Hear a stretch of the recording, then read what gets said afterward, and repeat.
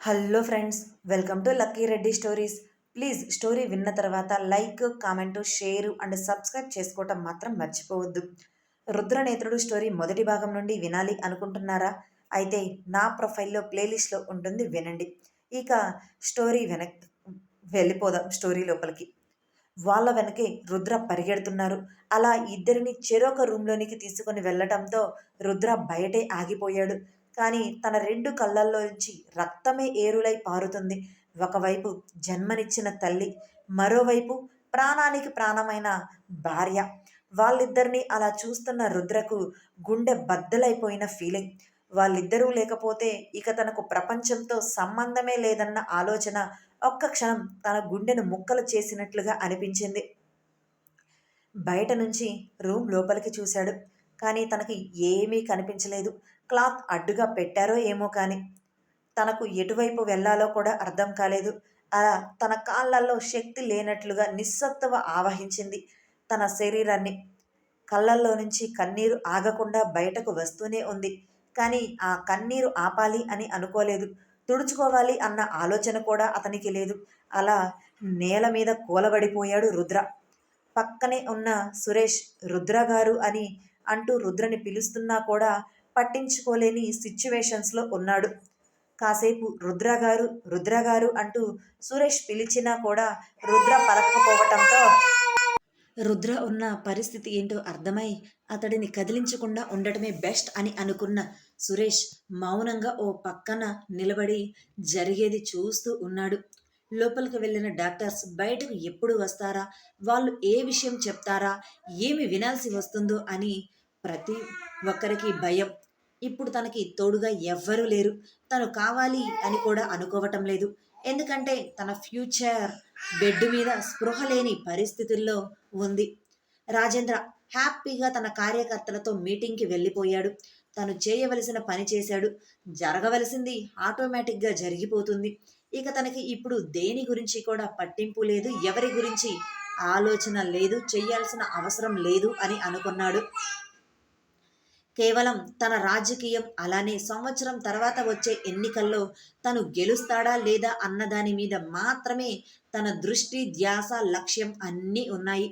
కార్తీక్కి చావు రుచి చూపించాను, కానీ అతడు మాత్రం రుద్రనేత్రుడు ఎవరు అనేది సమాధానం చెప్పలేదు.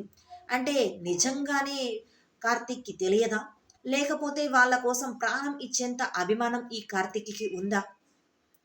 దాక్షాయిని రుద్రనేత్రుడు అనే వ్యక్తిని నా మీదకు ఉసిగొలిపింది. ఆ రుద్రనేత్రుడు ఎవరు? అంత పవర్ఫుల్గా నా మీదకు వచ్చేంత శక్తి సామర్థ్యాలు ఎవరికి ఉన్నాయి అని ఆలోచిస్తున్నాడు. కానీ తనకు ఏ రకంగా ఆలోచించినా రుద్రనేత్రుడు పలానా వ్యక్తి అనే మాత్రం తన బ్రెయిన్కి తట్టడం లేదు. తనకి మీడియా నుంచి, అలానే సామాజిక మాధ్యమాల నుంచి పాజిటివ్ వైబ్రేషన్స్ రావటంతో ఇక చెలరేగిపోతున్నాడు రాజేంద్ర. ఇప్పటి వరకు తనని ఎవరు ఏ విధంగా చూశారు అనేది తను ఓ కంట కనిపెడుతూనే ఉన్నాడు. ఇప్పుడు వాళ్ళందరికీ రివర్స్ అటాక్ ఇచ్చే పనిలో ఉన్నాడు. కార్తీక్ చెప్పకపోయినా ఖచ్చితంగా వాడు ప్రేమిస్తున్న ఆ గంగకు తెలిసి ఉండాలి రుద్రనేత్రుడు ఎవరు అనేది. దానిని కూడా నా గ్రిప్లో పెట్టుకుంటే సరిపోతుంది. ఇప్పటికే దానికి నా గురించి అర్థమయ్యి ఉంటుంది. ఒకవేళ దానికి తెలియకపోతే ఏం చెయ్యాలి అని ఆలోచిస్తున్నప్పుడే తనకు సుబ్బయ్య గుర్తుకు వచ్చాడు. ఎస్, కార్తీక్ తండ్రిని అడ్డం పెట్టుకుంటే ఖచ్చితంగా కార్తీక్ నిజం చెప్తాడు అని రకరకాలుగా ఆలోచిస్తూనే ఎదురుగా తన కార్యకర్తలు మాట్లాడుతూ ఉన్న మాటలను వింటున్నాడు. అన్నిటికంటే ముఖ్యంగా తన మైండ్లో రన్ అవుతున్నది, తన గురించి నిజం తెలిసిన వాళ్ళు ఎవ్వరూ కూడా బ్రతకటానికి వీల్లేదు. అది తన భార్య అయినా సరే, తన కోడలు, ఎవరైనా సరే పరలోకానికి పార్సిల్ కావాల్సిందే. ఈ పాటికి అది జరిగే ఉంటుంది. ఇక న్యూస్ నా దగ్గరకు రావటమే ఆలస్యం అని తన మనసులో కన్నింగ్గా నవ్వుకున్నాడు. ఈ పాటికి మీకు అర్థమయ్యే ఉంటుంది, యష్మి, దాక్షాయిని ఇద్దరూ హాస్పిటల్లో ఉండటానికి కారణం ఎవరో. మీరు అనుకున్నది నిజమే. రాజేంద్రని ఎలా ఏంటి అనేది మీకు ముందు ముందు తెలుస్తుంది. రాజేంద్ర పార్టీ అభ్యర్థులు అందరూ రాజేంద్ర సీఎంగా ఉండటానికి ఒప్పుకున్నారు. ఇంతకుముందు ఒప్పుకోని వాళ్ళందరూ కూడా ఇప్పుడు సీఎంగా రాజేంద్ర ఉండటానికి ఒప్పుకున్నారు. వాళ్ళల్లోనే ఉన్న రామ్మోహన్, రాజారావు ఇద్దరు ఒప్పుకున్నట్లుగానే తలలు ఊపారు. కానీ రుద్రనేత్రుడు వాళ్ళ దగ్గరకు వచ్చి ఇలా చెప్పాడు అనే విషయం రాజేంద్ర దగ్గరకు వెళ్ళి చెప్పలేదు. చెప్పాలి అని మనసులో ఉన్నా కూడా లేదు. ఆ రుద్ర మన దగ్గరకు వచ్చి ఎందుకు చెప్పాడో ఏంటో, మనకి ఏమీ తెలియకుండా ఇలా రాజేంద్ర దగ్గరకు వెళ్ళి చెప్పటం కరెక్ట్ కాదు అని ఆగిపోయారు. ఇప్పటి వరకు అంటే పార్టీ నెగిటివ్గా ఉంది. అలానే తన తండ్రి గురించి బయట ప్రచారం చాలా తప్పుగా నెగిటివ్గా జరుగుతుంది అని అలా చెప్పి ఉండొచ్చు. అలానే అనుకోవచ్చు. ఇప్పుడు అంతా పాజిటివ్గా మారిపోయింది కదా! మనసు మార్చుకొని ఉంటాడులే. ఇక చెప్పి ఏమి ఉపయోగం ఉంటుంది? ఎలాగూ సీఎం కాం మేము. ఆ ఆశ కూడా లేదు అని అనుకున్నారు ఇద్దరు. ఒకవేళ చెప్పి ఉంటే పరిస్థితి అంతా తారుమారు అయ్యి ఉండేది. చెప్పకుండా వాళ్ళు బ్రతికిపోయారు. అలానే ఎన్నో పనులకి అడ్డుకట్ట వేసిన వాళ్ళు అయ్యారు. అలానే మరికొన్ని పనులకి దారి తీసిన వాళ్ళు అయ్యారు. వాళ్ళ వల్లే ఆ పనులు జరుగుతున్నాయి అని వాళ్లకు తెలియదు పాపం. కొన్ని క్షణాల్లోనే దాక్షాయిని, యష్మి ఇద్దరికి అగ్ని ప్రమాదం జరిగింది. వాళ్ళు హాస్పిటల్లో ఉన్నారు అనే వార్త రాష్ట్రం మొత్తానికి తెలిసిపోయింది. ఒక్కొక్క మీడియా ఒక్కొక్క రకంగా ప్రచురిస్తుంది. ఎవరికి ఏ రకంగా తోస్తే ఆ రకంగా వార్తని ప్రజల్లోనికి తీసుకుని వెళ్తున్నారు.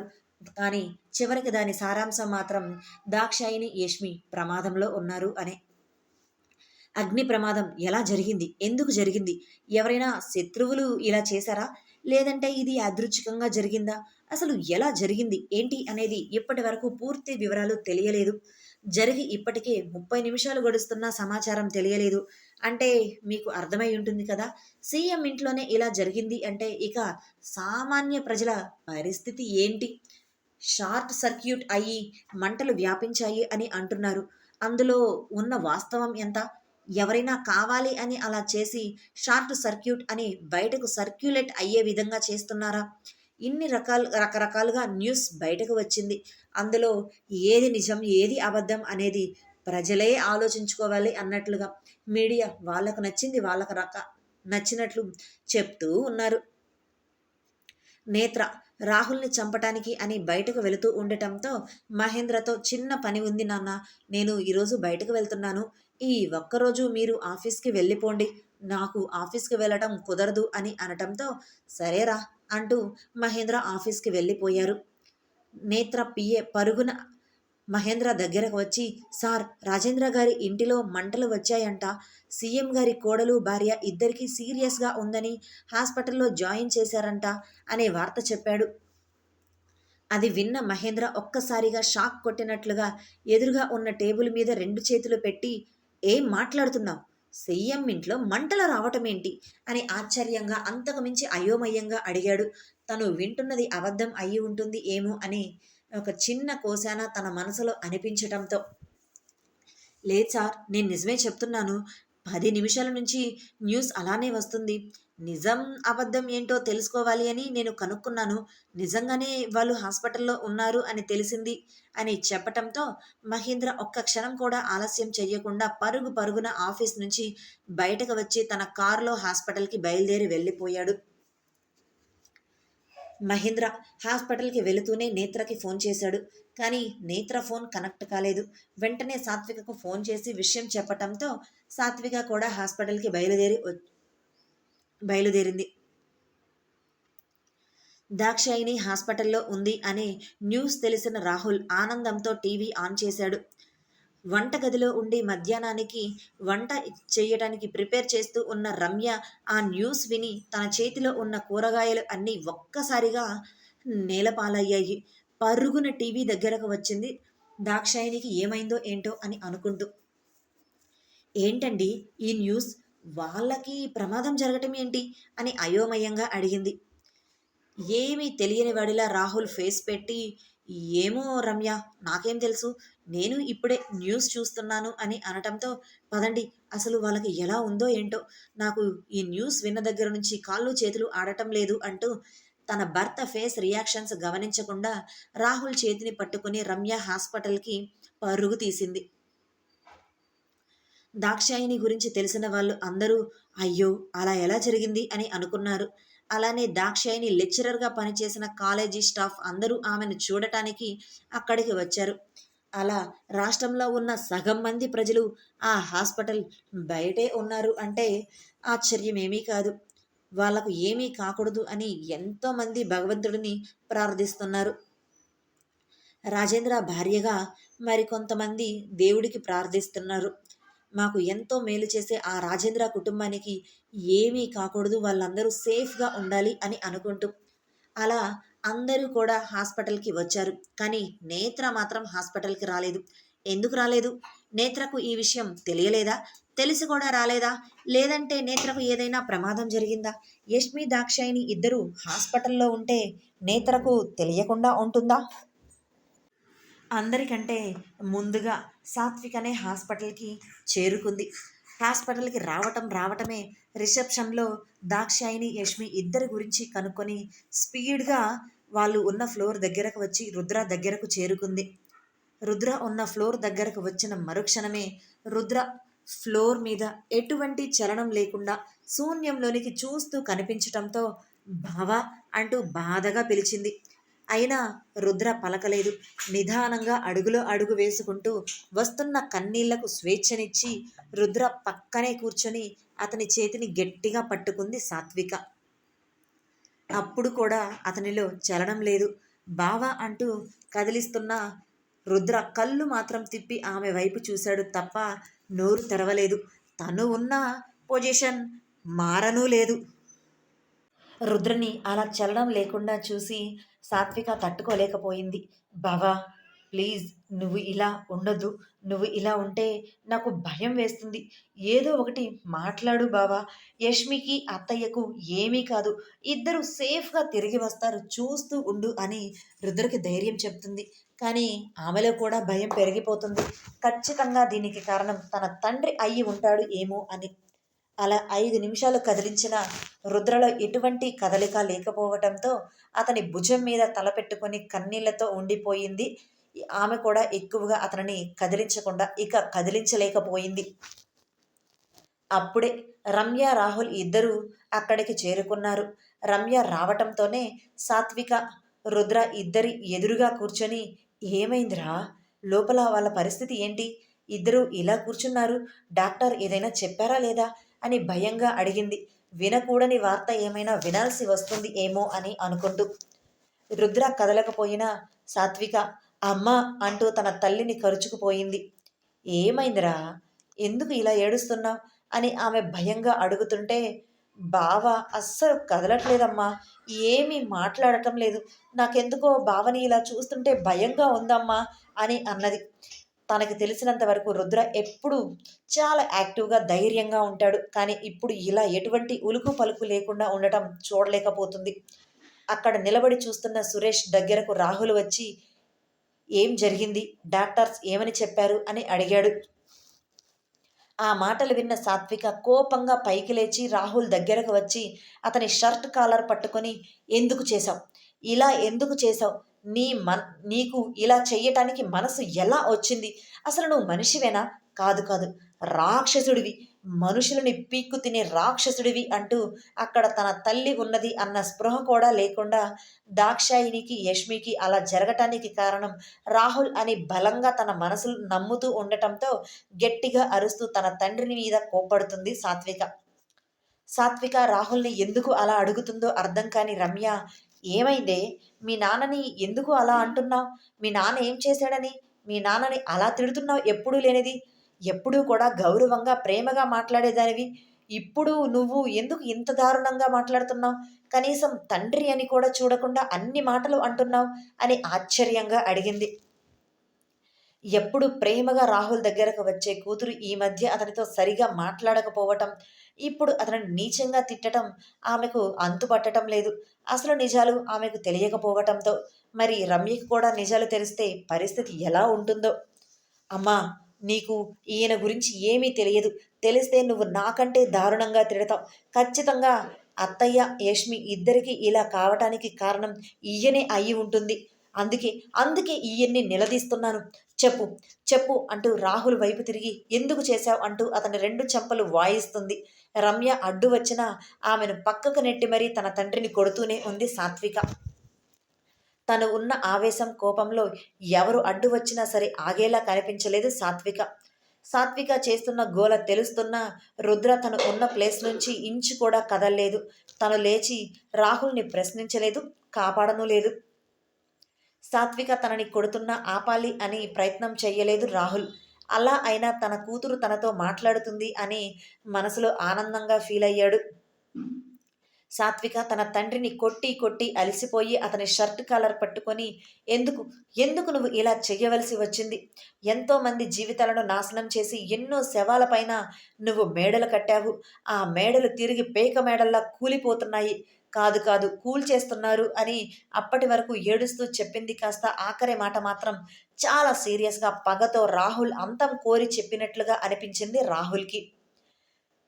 సాత్విక మాటలకి చాలా బాధగా అనిపించిన రాహుల్ దీనంగా అమ్మ సాత్విక అని పిలుస్తున్నప్పుడే మహేంద్ర అక్కడికి వచ్చి, సాత్విక ఎలా ఉందంట వాళ్ళకి? ఇప్పుడు డాక్టర్స్ ఏమని చెప్పారు అని కంగారుగా అడిగాడు. మామయ్య అంటూ కన్నీరు పెట్టుకుంటూ మహేంద్ర దగ్గరకు వెళ్ళి ఆయన గుండెల మీద వాలిపోయింది సాత్విక ఏడుస్తూ. ఏమైందిరా, ఎందుకు ఇంతలా ఏడుస్తున్నావు అని ఆయనలో భయం మొదలయ్యింది సాత్విక కన్నీళ్ళని చూసి. అది మామయ్య, రుద్ర బావ చూడు అస్సలు కదలటమే లేదు. డాక్టర్స్ ఏమో ఇప్పటి వరకు బయటకు రాలేదంట. నాకెందుకో బావని చూస్తుంటే చాలా భయం వేస్తుంది అని ఒక వేలుని రుద్ర వైపు పెట్టి చూపిస్తూ చెప్పింది సాత్విక. అవునా అంటూనే సాత్వికను జాగ్రత్తగా పట్టుకొని రుద్ర దగ్గరకు వచ్చాడు. కరెక్ట్గా అప్పుడే యష్మి రూమ్లో నుంచి డాక్టర్ బయటకు వచ్చారు. మరి ఇప్పుడు డాక్టర్ ఏమని చెప్తారు విందాం రేపటి భాగంలో. దాక్షాయిని యష్మి ఇద్దరికి అగ్ని ప్రమాదం జరిగింది అని తెలియని రేవంత్ రేవతి ఇద్దరు కూతుర్ని చూడాలి అని ఆశగా రుద్ర ఇంటికి బయలుదేరారు. అబ్బా, ఎన్ని రోజులకి ఖాళీ దొరికింది మీకు? ఎప్పటి నుంచో అడుగుతున్నాను. ఇప్పటికి తీసుకొని వెళ్తున్నారు కూతురు దగ్గరికి. ఉండటానికి ఒకే చోట ఉన్నాం, కానీ వెళ్ళేదానికి మాత్రం అవకాశం లేదు. ఒక్కదానిని వెళ్ళాలంటే ఆ రుద్రని చూస్తుంటే నాకెందుకో భయంగా ఉంటుంది. మిమ్మల్ని రమ్మంటేనేమో మీకు టైమే కుదరదు.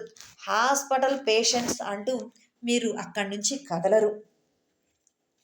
అబ్బా, ఇంకా రుద్ర అంటావేంటి? అల్లుడు అనక, అయినా అతడు చాలా మంచివాడు, నీకు తెలియట్లేదు అంతే అని అన్నాడు రేవంత్. మంచివాడో చెడ్డవాడో అవన్నీ నాకు తెలియదు. అతని కళ్ళు చూసారా ఎప్పుడైనా? చిరుత పులిలా ఎర్రగా ఉంటాయి, చింత నిప్పుల్లా. ఒక్కొక్కసారి అతని చూపు మాట వేట కోసం కాసి ఉన్న సింహంలా అనిపిస్తుంది అని ఆమె యాక్షన్స్ చేసి చూపిస్తూ ఉండటంతో రేవంత్ గట్టిగా నవ్వాడు. అబ్బా, మీకు బాగా నవ్వులాటగానే ఉంటుంది. అయినా రాజేంద్ర గారు ఎంత కూల్గా ఉంటారు.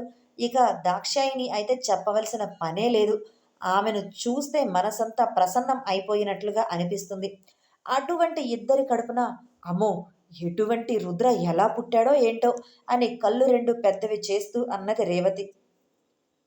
ఆమె మాటలకు మరింతగా నవ్వుతూ, నువ్వు అతడి చూపు మాత్రమే చూశావు, కానీ మనసు తెలుసుకోలేదు. అందుకే ఇదిగో ఇలా భయపడిపోతున్నావు. అయినా మన కూతురికి పెళ్లి జరిగి ఇప్పటికే 3 సంవత్సరాలైంది. అయినా ఇంకా నువ్వు అల్లుడిని చూసి అలా భయపడుతున్నావా అని నవ్వుతూ అన్నారు. 3 సంవత్సరాలు కాదు, 30 సంవత్సరాలు అయినా అతని కళ్ళు చూస్తే నాకు భయమే బాబు. నా వల్ల కాదు అతని కళ్ళుని డైరెక్ట్గా చూడటం అని అన్నది రేవతి.